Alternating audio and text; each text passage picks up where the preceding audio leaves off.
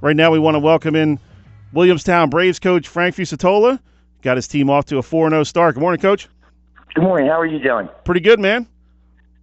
Just saw recently, I guess this week, on the list of all-time winningest coaches, man, you're right up there in the top 25. Yeah, it's a good feeling. It's a good feeling, but it's all about the kids here at Williamstown. We got some good kids here.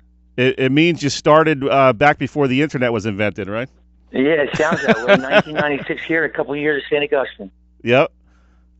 So tell us a little bit about this year's team. Obviously, this is a team that took its lumps a couple years ago. You had a nice sophomore class coming up and kind of knew you were going to have to play them to get them some experience, and you knew they were going to take their lumps. I think you went 3-7 that year, but started turning it around last year, and this year looks like that group of kids is starting to bring Williamstown back to where it should be. Absolutely. You know, it's very uncharacteristic, our team being a 3-7, our program. We've been so successful. But that year we had a lot of sophomores, huge graduation class. They're growing up. They're now seniors, and we still got a good mix of juniors and sophomores playing. Our defense starts, 9 guys underclassmen. And so we're very proud. Those kids are J.C. Collins, Wade Inge, Sam Ray, Trevor Brown, just stepping up as seniors, and we can't say enough for to bring it to the program. Coach, take me through the rebuilding process. What do you tell these guys when they're sophomores and the year before a huge class graduates, and you know it's not going to be easy that next year?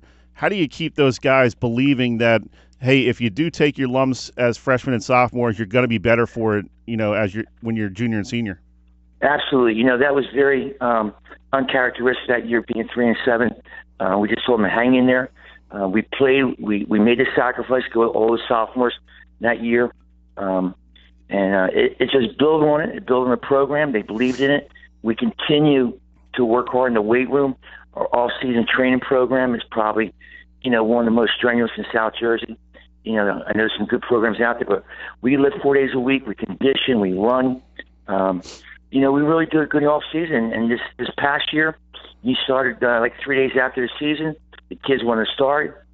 We got in the weight room, and it's just showing right now. We're healthy. There's no injuries, and we're just building on that momentum each week, getting better each week. Playing a lot of young kids again too. A lot of young kids, a lot of sophomores again. Now, Coach, was there a turning point for this group? Was it during that 3-7 year? Was it the next year? Can you point to a certain game or stretch of games where you said, okay, these guys are starting to get it, they're starting to turn the corner?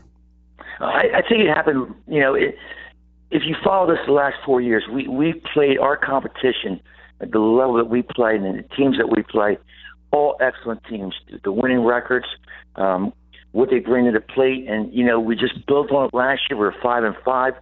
We very easily could have made it to the semifinals. We lost a very good Millville team in the semifinal. It just started to build, and I think from going 3-7 to 5-5, it just showed momentum, that we could play with anybody. We're pretty good. And they're getting better and better. They're seniors now, okay, and those sophomores are now juniors, and it really feels good for our program to be back how it used to be. It really does. We're talking with Williamstown football coach Frank Fucetola. And, Coach, maybe a little bit of an interesting question here. When you go through a tough season, sometimes the fan base can get a little finicky, little agitated. Did you feel like you had built up enough credit in the bank by that time a couple years ago, or is it still tough as a veteran coach to kind of let the fan base understand what's going on? I think in any sport, when you're a coach, there's going to be rumbles, whether it be in the stands or in the bleachers or whatever. But they believe in our program. Prior to that 3-7 season, we were on a nice roll for like 7-8 years right in a row.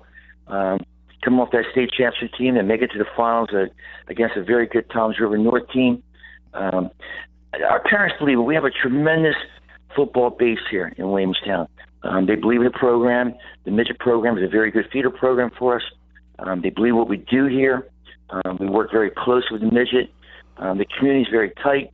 We look at our right now in the season, our first 4 games, we've been 3 on the road, and we got to go on the road again this weekend against Atlantic City.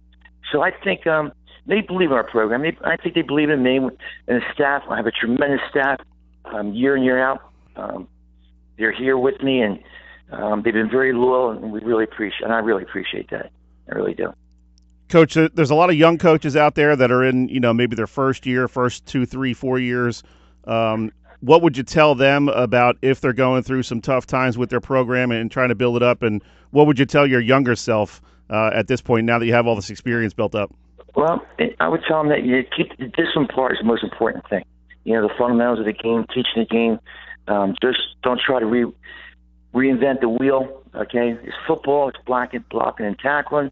Okay, it's being accountable, being in practice. Just staying disciplined. We're pretty tough here in the discipline part.